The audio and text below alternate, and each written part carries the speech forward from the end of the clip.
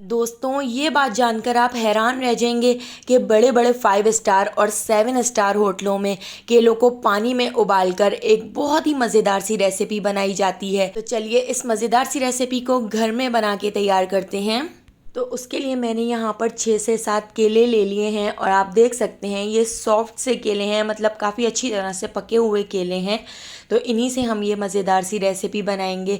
तो इन केलों को हमने अच्छी तरह से धो लिया था और धोने के बाद अब मैं इसको इस तरह से 3-3 पीसेस में कट कर लेती हूँ।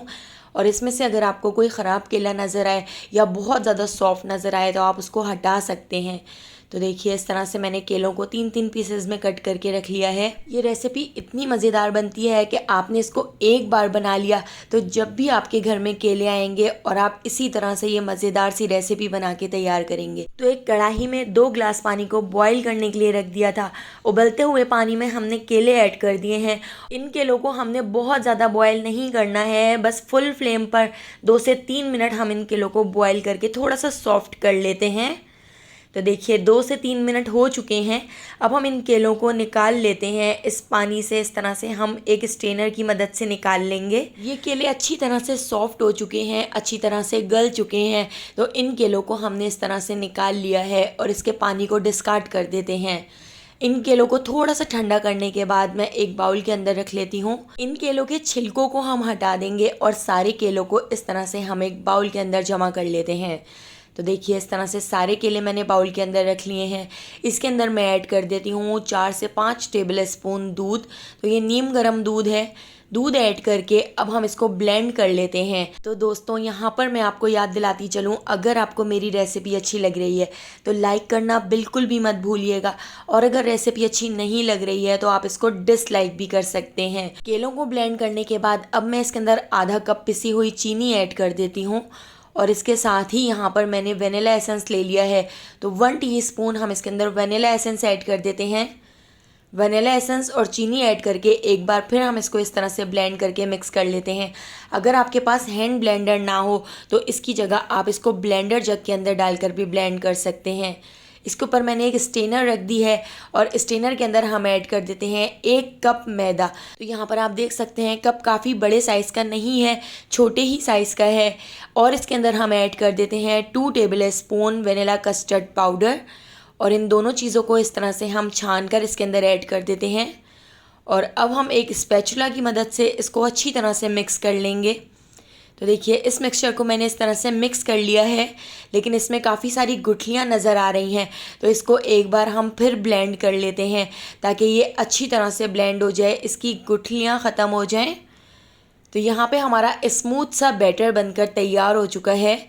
तो आप देख सकते हैं इस बैटर की जो कंसिस्टेंसी है वो इस तरह से रिबन टाइप है। तो इसी तरह की आपने कंसिस्टेंसी रखनी है। तो इस बैटर को साइड पे रख देते हैं। अब हम यहाँ पर कैरेमल बनाकर तैयार कर लेते हैं। तो एक फ्राई पैन के अंदर 3 टेबल स्पून मैंने चीनी ऐड कर दी है। चीनी ऐड करके हम इसको इस तरह से हिलाते हुए थोड़ा सा पका लेते हैं।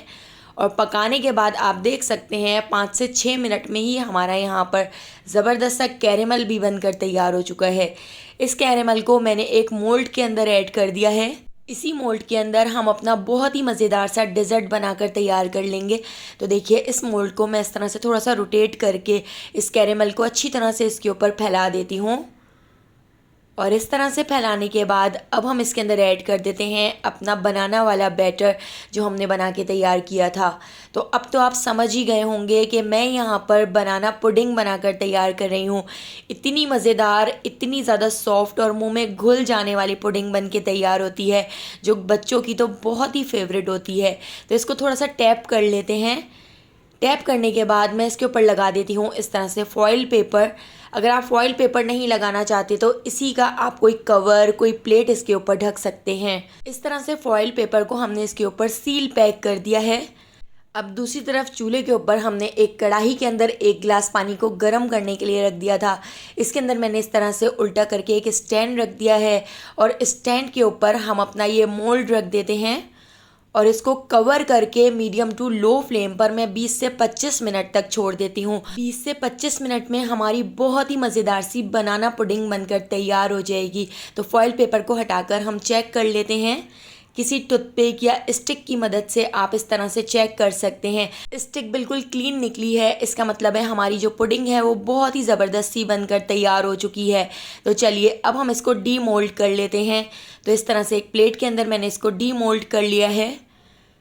तो एक बार आप मेरी इस रेसिपी को ज़रूर ट्राई कीजिएगा। रेसिपी पसंद आई हो तो लाइक, शेयर और सब्सक्राइब करना बिल्कुल भी मत भूलिएगा और बेल आइकॉन के नोटिफिकेशन को ज़रूर ऑन कीजिएगा, क्योंकि डेली मैं आपके लिए बहुत ही मज़ेदार सी रेसिपीज़ लेकर आती हूँ।